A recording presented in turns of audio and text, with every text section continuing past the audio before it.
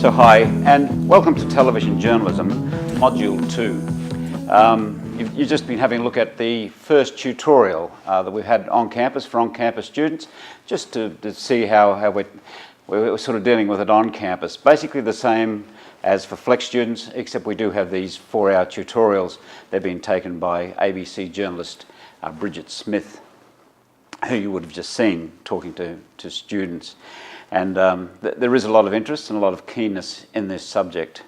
And so today, in this module, we're going to talk about making television in a sort of a general form. Making television in all its forms, whether you're producing documentaries for network TV programs, news bulletins, whether you're working as a video journalist or a VJ sending news stories into a network news, or right through to producing nicely polished pieces that you share with the world on YouTube. Everything operates under the same principles. Firstly, there's an assumption that we all make. When we set out to make a program, there's an assumption that we make that our audience has a certain level of visual literacy. Now, everyone has this, well, everyone in the developed world has this visual, well, certainly mostly everyone, has this visual literacy because we've been watching television, we've been watching movies since we've been children. So we understand the way a shot moves to another shot and how a story is told in pictures. And we're not talking about the words or the script yet, we're talking about visual storytelling. So there's an assumption of the literacy of our viewing audience, that they understand this, and if we don't understand it too and tell in this way, there'll be issues. We'll lose our audience very quickly. So what we're talking about now is how the story is written in pictures. And the basic word, as I said, is the shot.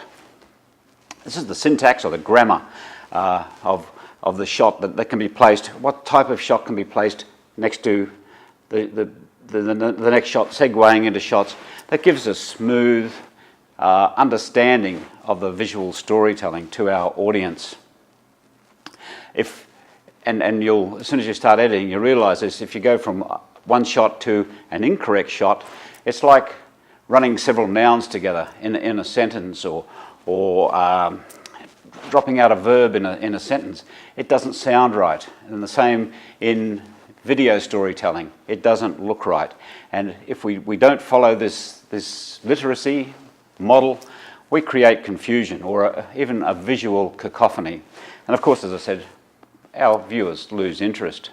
So the visual syntax, or the words, the basic blocks of what we talk about are the wide shot, or sometimes called the long shot, WS. That's usually used as an establishing shot in a news piece, where we're talking about where we take a big wide shot, get back with the camera and establish where we might be.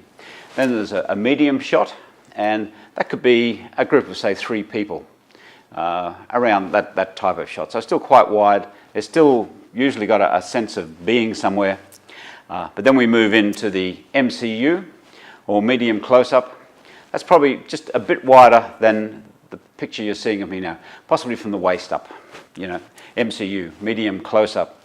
Then there's the close-up, which is probably just a bit tighter than the shot that I'm using now. And then the extreme close-up, where all you see is sort of from the chin to the forehead line, and we see every lip movement and every nuance. Now these are all the shots.